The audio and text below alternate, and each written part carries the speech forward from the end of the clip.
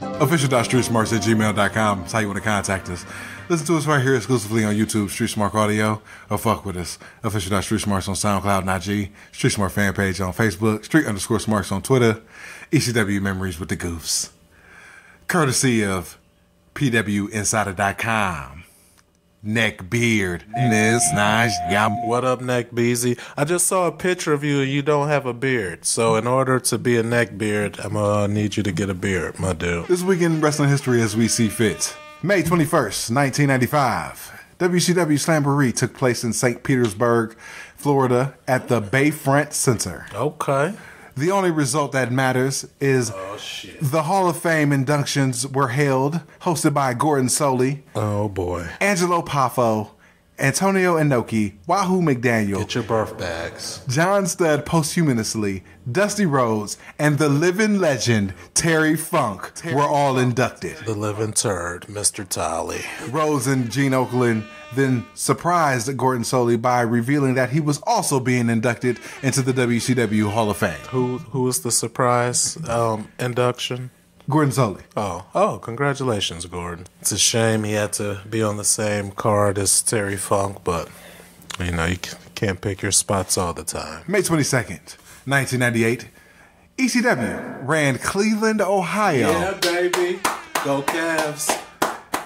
At the Temple, featuring the following results. At the Temple. Axel Rotten and Balls Mahoney defeated Little Guido and Tracy Smothers. Al Snow defeated Danny Doring. FTW champion Taz defeated Chris Chetty. Ulf Herman defeated John Cronus.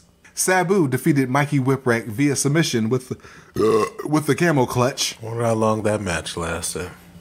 The Dudley Boys, Big Dick Dudley, Bubba Ray Dudley, and Devon Dudley defeated Tommy Dreamer, The Sandman, and Spike Dudley in a 6-man tag match. I see why I never wanted to be a wrestling announcer when I was a kid. And ECW television champion Rob Van Dam pinned Jerry Lynn with the Van Daminator. May 23rd, 1993. The first ever WCW Slamboree takes place in Atlanta, Georgia at the Omni, featuring 3 Legends matches. The only Legends match that bears any note, Dory Funk Jr.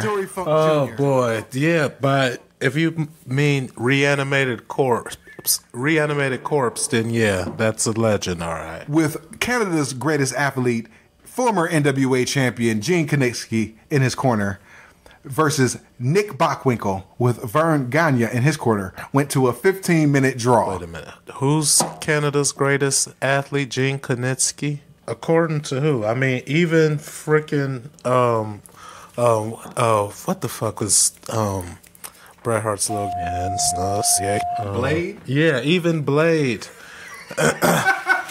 Even Blade Hart is a better athlete, I would imagine, than Gene Knitsky. May 24th, 1973. Blade. Handsome Harley Race defeats Dory Funk Jr. for the NWA World Heavyweight title in Kansas City, Missouri. I hope it was with 3 pile drivers, too. Race scored the pin in the 3rd fall with a vertical suplex to win the title for the first time in his career. Race would go on to become an 8-time NWA World Heavyweight Champion. You gotta be a real weak body to lose to a vertical suplex. I mean, what type of bitch-ass nigga is you to just, like, a suplex is the most basic move. I've been suplexed through a picnic table by 2 niggas and shit. What? And you mean to tell me, Dory Funko, weak body, spaghetti back ass and shit losing to a vertical. The world how did he win the title in the first place? Did they pull names out of a hat to start the NWA off and shit, and he was just the lucky man that night? Vertical suplex. But their big finisher is a spinning toe hold. I guess, I don't know, I guess niggas was just a lot softer back in the 1600s, I guess. May 25th, 1992. Eastern Championship Wrestling ran the original sports bar in Philly with the following results. Wildman Salvatore Bellomo pinned Stevie Richards. The Super Destroyers defeated Chris Michaels and John Rock. Oh, shoot. Lumpy Larry Winters pinned King Kalua. ECW heavyweight champion Johnny Hotbody pinned Jimmy Janetti. Oh, speaking of Johnny Nobody, there he is. The fashion plate of ECW, Tony the Hitman Stetson, defeated the Metal Maniac via disqualification. I remember him. Max Thrasher and Glenn Osborne defeated Mr. Anthony and Mr. Perez. That's the madman from the Badlands, Glenn Osborne, right? Correctamundo. Okay. R.I.P. Jazzy JT Smith fought Mr. Sandman to a double count out. Oh, shoot. What year is this? 92. Oh, okay. So he was already eating out here before we continued to make sure he kept eating out here. Okay. And in the main event, Tatsui Fujinami defeated the Bouncer via submission with a sleeper hold. So his original opponent couldn't make it or something?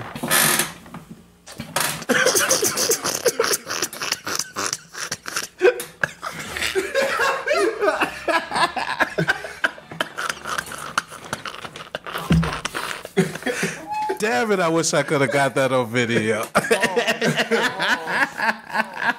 Oh, shit. Oh, that's one for the ages, ladies and gentlemen, because very rarely does food pop like that. Pause. May 26th, 1967. Al Costello and Carl Von Bronner defeated Bill Miller and Bobo Brazil to win the Detroit version of the NWA World Tag Team titles in Dayton, Ohio. The Detroit version of the NWA titles, and they're doing this in Dayton. I figured we could run up on somebody and beat somebody's ass for them titles. Well, I'm definitely down with that. I just wanted to get the geographical location situated and stuff. But yeah, hell yeah, I'm always down to whoop some ass and collect some belts and shit. Same day, 1973. Dory Funk Jr. and Terry Funk defeated Killer Carl Krupp and Carl Von Steger to win the NWA International Tag Team titles in Amarillo, Texas. It sounds like two people in a math competition or something. And finally today, May 27th, 1987. The World Wrestling Federation finds itself in the midst of a very embarrassing public relations disaster as television and newspaper reports come out that the previous evening, Hacksaw Jim Duggan and the Iron Sheik were arrested by New Jersey State Police. Oh, no. The two wrestlers, who were feuding at the time at WWF shows, were pulled over on May 26th when a trooper saw Duggan drinking a can of beer while driving. Tisk, tisk, tisk. That's why you use a bag, my friend. Duggan was charged with possession of marijuana and drinking alcohol while driving. The Iron Sheik was charged with possession of cocaine and marijuana. A to the Z. A to the Z. Duggan would receive a conditional discharge while Sheik was put on probation for a year. Both were immediately suspended from the WWF. Duggan will return a few months later, while Sheik would not return for several years. He would come back as Colonel Mustafa. Ah, yes. To get his ass whooped by Hulk Hogan again.